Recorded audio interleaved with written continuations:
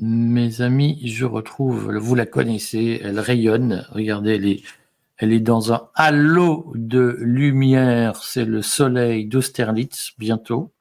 Alors, elle est à Vienne. Elle n'est pas à Austerlitz, mais elle n'est pas très loin. Elle est à Vienne, im Wien. Et elle va nous parler de ce qui se passe en Allemagne, qui est un peu une surprise, parce que, en fait, mais tu vas nous l'expliquer beaucoup mieux que je ne le fais, la crise, elle couvait, elle était en éruption cachée sous la terre depuis plusieurs mois.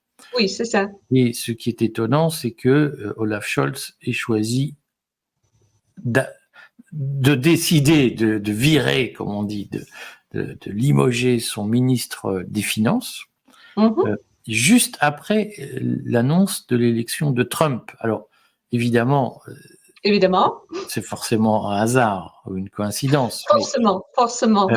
Voilà. Tu vas nous dire ce que tu en penses. Est-ce que tu peux nous dire, toi, ta vision de ces événements? Ah, d'accord, volontiers. Alors, la première question, c'est que savons-nous actuellement? Parce que, comme tu peux imaginer, tout est en route à ce moment-là. Il y a des détails. Mais quand même, comme tu l'as déjà dit, bien sûr, c'est pas une très grande surprise. Et j'ai aussi déjà écrit plusieurs textes pour le courrier et j'ai annoncé, aussi bien hier, le soir, avec mon texte sur l'économie économique, parce qu'il est devenu totalement clair qu'avec l'élection de Donald Trump pour les PME, qui sont très importants pour l'économie allemande. Ce qu'on appelle en France, en Allemagne aussi, le Mittelstand. Exactement. Et la différence entre la France, où il y a beaucoup de grandes entreprises, de moins en moins, mais beaucoup, et très peu de petites entreprises qui structurent l'économie. En Allemagne, le tissu économique repose d'abord sur des petites et moyennes entreprises. Exactement. C'est complètement pareil en Suisse.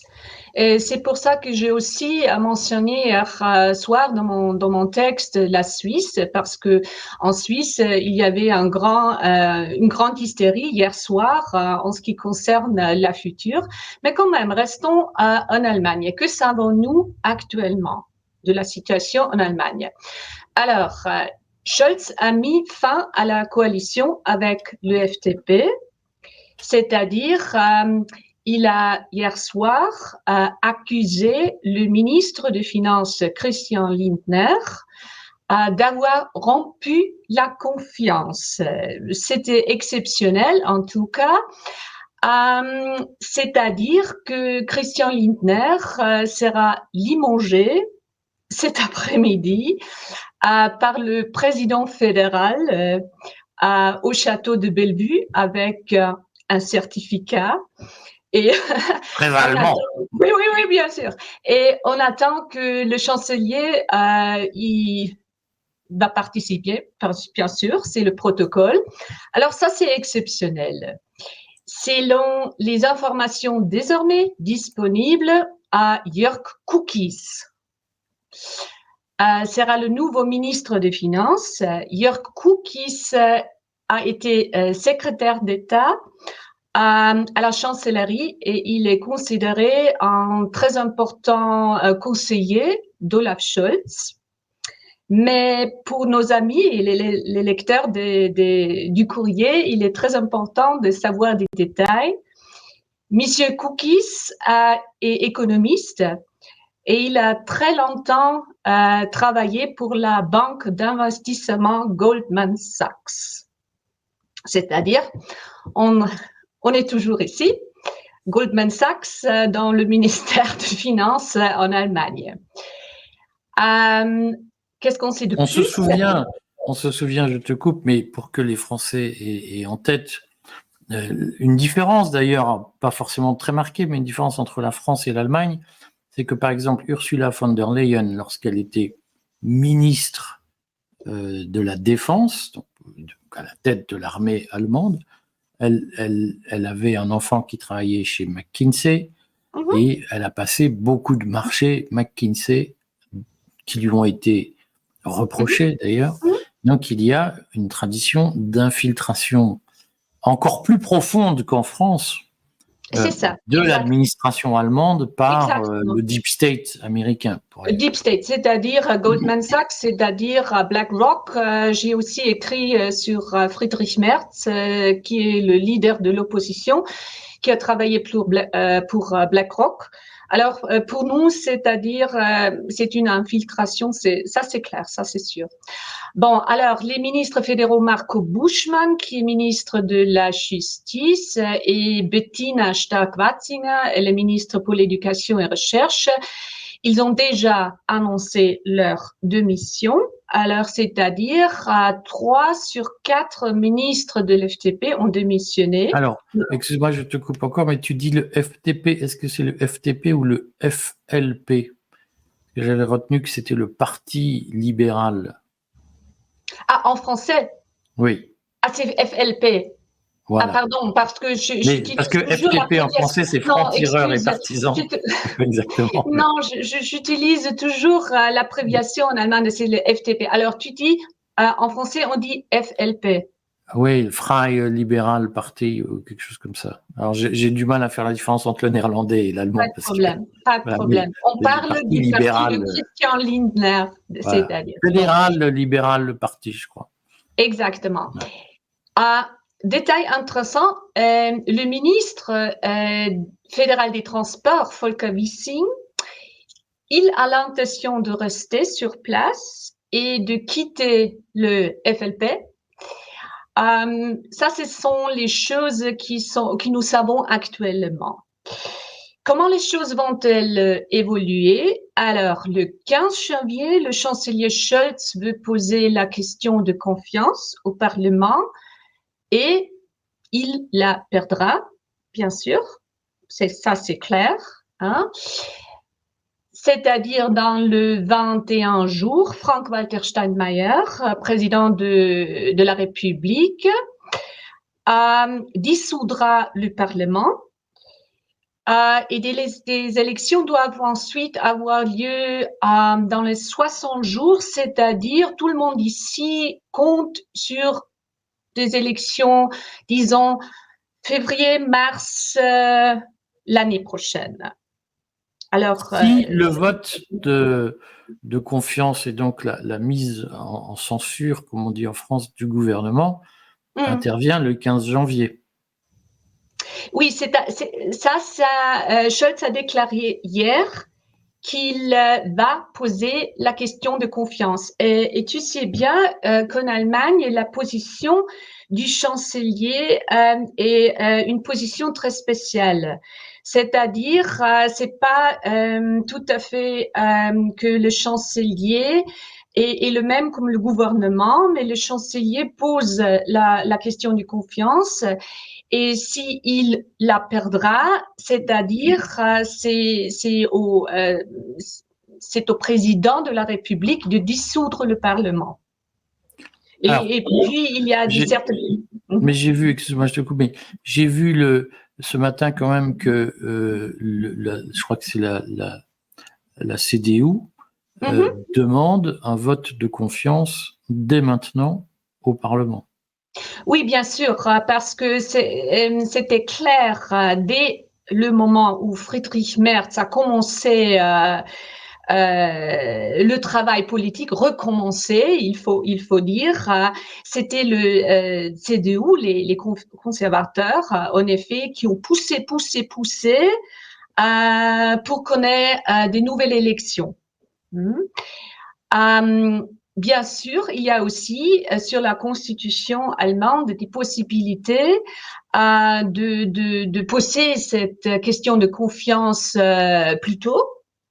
Mais à ce moment, bien sûr, c'est toujours la question avec la situation géopolitique, c'est-à-dire c'est pas seulement une question d'Allemagne, mais aussi une question de Bruxelles et alors, de tout ce qui explique-nous se ça, passe. parce que on a beaucoup parlé des institutions allemandes, mais la question c'est est-ce qu'il y a un lien entre l'élection de Trump et l'éviction, le limogeage du ministre libéral, est-ce qu'il y a un lien entre les débats qu'il y a sur l'avenir de l'Europe et l'éviction de ce ministre?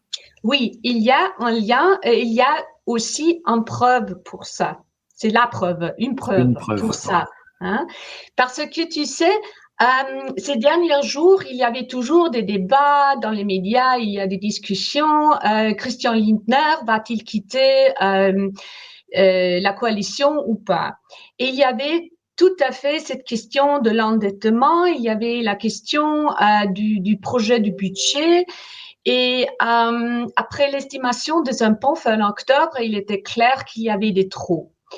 Mais ça, c'est seulement le côté en Allemagne, c'est-à-dire c'est le côté des institutions, etc., c'est le côté du budget.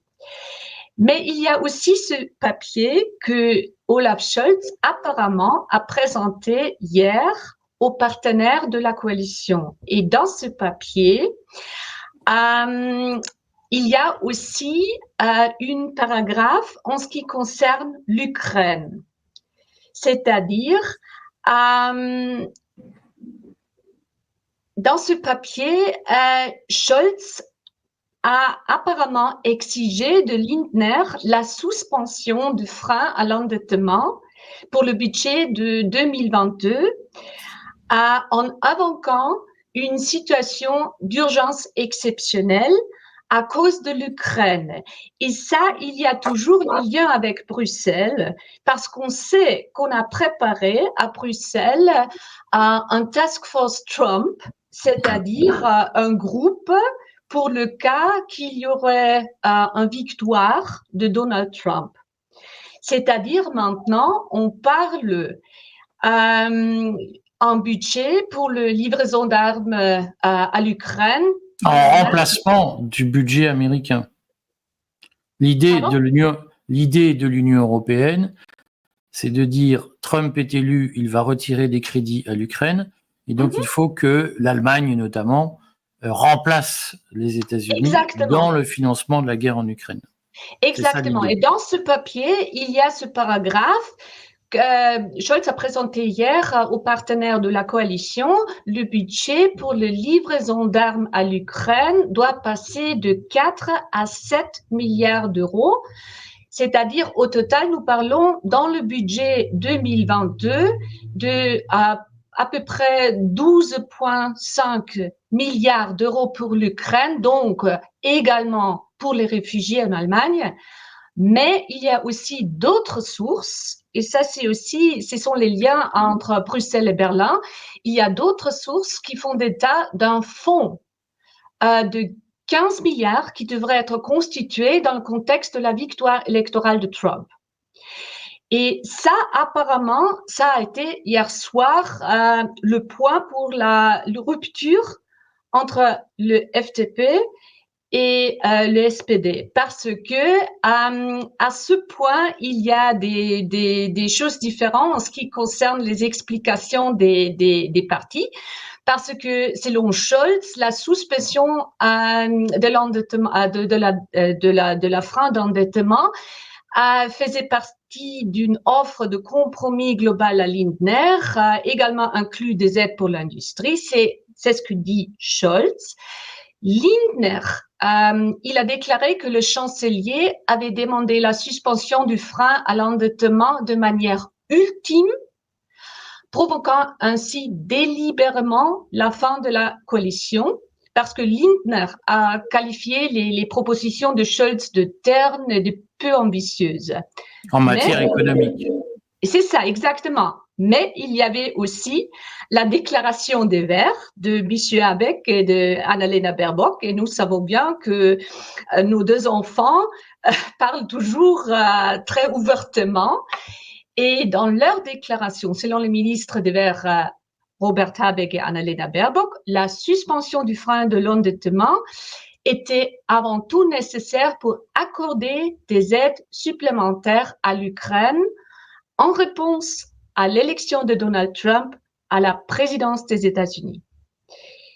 Nous nous rapprochons ici de l'affaire, parce qu'il existe ce papier d'Olaf Scholz de hier soir, Et là, il y a ce paragraphe en ce qui concerne la livraison des armes et le financement pour la livraison des armes. Et si tu permets, je vais citer Olaf Scholz textuellement, si c'est permis, parce que ça c'est bien intéressant. Hier soir, il a déclaré pour la publique, nous augmentons notre soutien à l'Ukraine qui fait face à un hiver difficile. Après les élections américaines, cela envoie un signal très important. On peut compter sur nous. Je dois toutefois constater, une fois de plus, le ministre fédéral des Finances ne montre aucune volonté de mettre en œuvre cette offre pour le bien de notre pays au sein du gouvernement fédéral. Je ne vais plus imposer un tel comportement à notre pays. Mais ce n'est pas ce qui intéresse Christian Lindner. Ce qui l'intéresse, c'est sa propre clientèle, c'est la survie à court terme de son propre parti. Aujourd'hui, au lendemain d'un événement aussi important que les élections américaines, un tel égoïsme est totalement incompréhensible. Alors, c'était Olaf Scholz textuellement. C'est-à-dire, aujourd'hui, tous les médias écrivent que c'est une situation unique qu'un ministre des Finances soit éjecté du gouvernement. Et moi, je dis que c'est une situation exceptionnelle et unique que l'Allemagne soit désormais apparemment gouvernée depuis Bruxelles. Parce que c'est tout à fait clair ce qui s'est passé, parce qu'il s'agit apparemment des aides financières pour l'Ukraine qui doivent être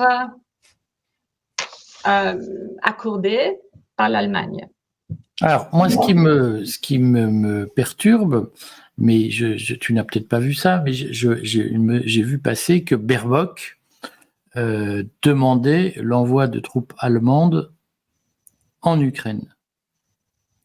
Donc, est-ce que ça signifie que, au fond, la proposition que Trump aurait faite à Zelensky pour sortir du bourbier ukrainien, c'est de compter sur l'aide des Européens et spécialement de l'Allemagne en échange du retrait américain. Parce qu'au fond, Trump et Scholz sont mis d'accord pour dire, avec von der Leyen, c'est l'Union européenne qui va payer ce que les États-Unis payaient et au besoin, l'Union européenne va envoyer des troupes en Ukraine et nous emmener à la guerre. Alors moi, je suis pas spécialiste en ce qui concerne le militaire, mais ce que je pense que c'est Donald Trump, il est un homme de business. Il est un homme d'économie, c'est-à-dire un homme comme Donald Trump. Il dit alors, on a des problèmes. Parce que avec ce gouvernement de Joe Biden, avec les interventions de Barack Obama et Hillary Clinton, on a des problèmes partout. Hein? On peut plus faire des affaires dans ce monde qui change, qui devient multipolaire. C'est-à-dire pour Trump, je pense que c'est pas un grand plan. Hein?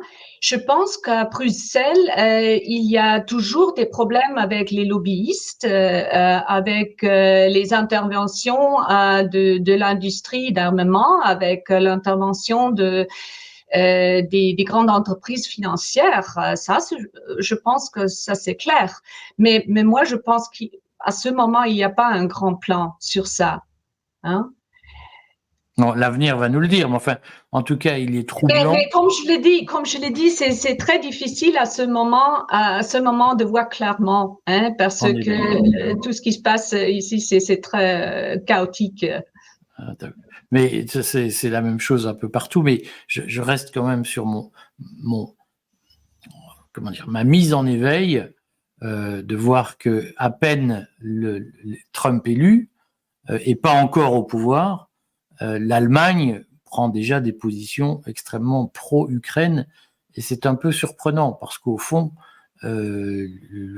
Trump a annoncé qu'il n'était pas intéressé par la guerre en Ukraine. Donc ça signifie que, contrairement à ce que certains ont pu dire, en France, notamment dans les milieux souverainistes, on a beaucoup de souverainistes qui ont dit la victoire de Trump va anéantir l'Union européenne. Aujourd'hui, on a plutôt le signal d'une reprise en main par l'Union européenne pour contrer ce que Trump ne veut plus faire. Non, je comprends ce que tu veux dire. Je comprends ce que tu veux dire. Mais tu vois, il faut toujours facer les faits. Hein. Si on parle, par exemple, d'une intervention, Madame Baerbock, excuse-moi, moi je parle franchement maintenant, mais cette dame ne comprend rien en ce qui concerne la politique étrangère ou même le militaire, parce que c'est qui va se battre en Ukraine? Ce sont quels soldats qui vont se battre en Ukraine pour l'Ukraine en Allemagne? Si tu vois, il y a des sondages et il y a plus de la moitié de la population allemande qui dit non à la guerre. Et c'est à l'est du pays, c'est à peu près 2/3 de la population qui dit non à la guerre. C'est-à-dire, il faut faire attention, il faut être très très cautieux en ce qui concerne ce qui disent les médias et la politique et ce qui est l'ambiance dans la population. Parce que tu sais bien, ici, dans les pays de l'Empire des Habsbourg, on souffre d'une crise économique et ça va s'aggraver. Et ça, ce qui est aussi une des raisons des positions de Lindner, qui considère que qui n'est pas d'accord avec la politique de Scholz, puisque Scholz veut lancer de grands investissements par la dette pour soutenir l'industrie, et Lindner dit baisser les impôts. Oui, c'est ça. Mais si tu penses moi j'ai aussi hier écrit dans le texte, si tu penses à la politique économique de Bruxelles, c'est tout à fait bureaucratie, bureaucratie, bureaucratie. Hein? C'est-à-dire pour les PME, on a déjà parlé des PME, c'est une chose effrayante parce que moi je sais bien parce qu'on a mon mari et moi on a un cabinet d'avocats à Vienne. On peut plus bouger économiquement, hein, parce qu'il y a que de la bureaucratie, hein, et pas d'argent pour gagner. Hein? Et c'est-à-dire ça, ce sont les choses qui nous occupent. Et c'est pour ça que je suis bien causeuse en ce qui concerne un engagement militaire en Ukraine, parce que si tu demandes les gens dans la rue, aussi en Autriche, tout le monde dit oui, le militaire c'est bien très important, etc. Mais si tu demandes les gens, alors tu vas participer? Non, du tout. Et ça, Oui, ça c'est l'ambiance. Alors il faut toujours questionner ça. Est-ce que pour conclure cette interview, tu peux nous dire la position de l'AfD vis-à-vis de Trump? Parce qu'en France, beaucoup de mouvements souverainistes, je ne parle pas du Rassemblement national qui s'est montré prudent vis-à-vis de Trump, mais je parle des mouvements de la mouvance souverainiste. Beaucoup ont fait du Trump gaga, c'est-à-dire c'est un magicien, il va régler tous les problèmes, Trump élu, il y aura la paix, l'Union européenne va disparaître, on va s'enrichir, tout ira bien, tout sera plus facile, et c'est magique. Et je ne peux pas m'empêcher de penser que il y a eu un travail d'infiltration de l'équipe de Trump, General Flynn, de Steve Bannon, auprès de ces milieux pour les convaincre, avec des moyens qui restent à élucider, de développer une propagande aussi simpliste, manichéenne. Est-ce que l'AfD a eu la même position que nos souverainistes vis-à-vis de Trump? Est-ce que l'AfD a dit Trump est un magicien qui va régler tous nos problèmes? Non. Non, parce qu'il faut comprendre, ça c'est très important à comprendre que l'AfD est pas une partie avec une longue tradition, avec un